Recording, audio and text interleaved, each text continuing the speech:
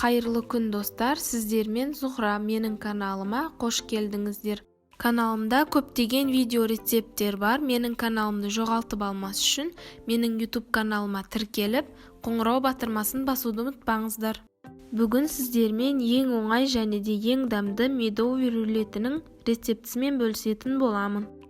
Бізге керек заттар: жұмыртқа, қант, бал, қамыр қопсытқыш, ұн және де сүт керек болады.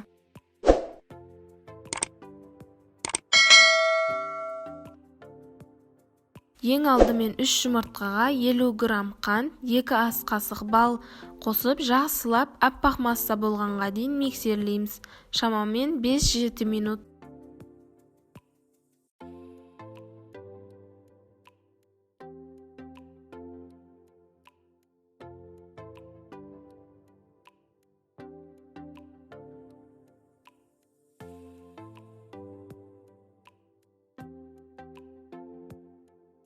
Осылай аппақ масса болады. Енді 140 грамм ұнға 1 шай қасық қамыр қопсытқышты қосып, жақсылап араластырып, оны жұмыртқалы массамызға 2 бөліп салып, венчикпен немесе лопатаның көмегімен астынан үстіне қарай массамызды басып алмай жақсылап араластырамыз. Содан кейін 40 мг жылы сүтімізді құйып, бір рет араластырып аламыз.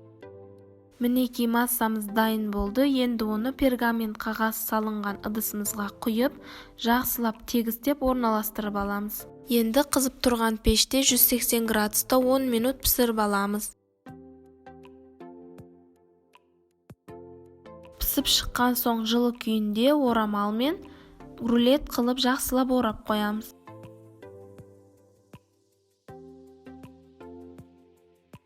Енді крем дайындайтын боламыз.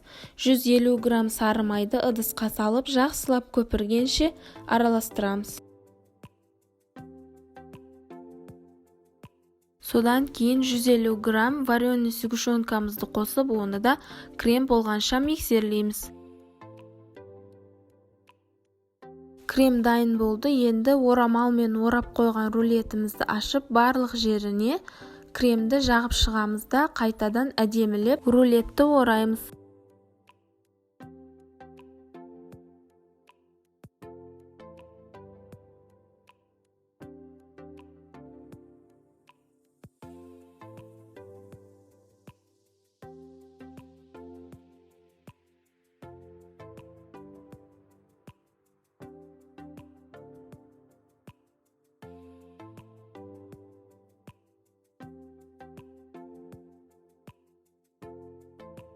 Кремді азғана алып қалдым, соны енді рулеттің үстіне жағып шығатын боламын.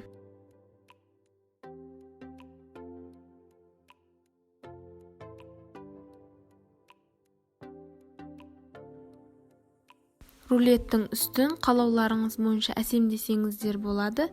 Шоколадты ерітіп, немесе осылай мендей ұсақтап, әртүрлі оюлар салып шықсаңыздар да болады.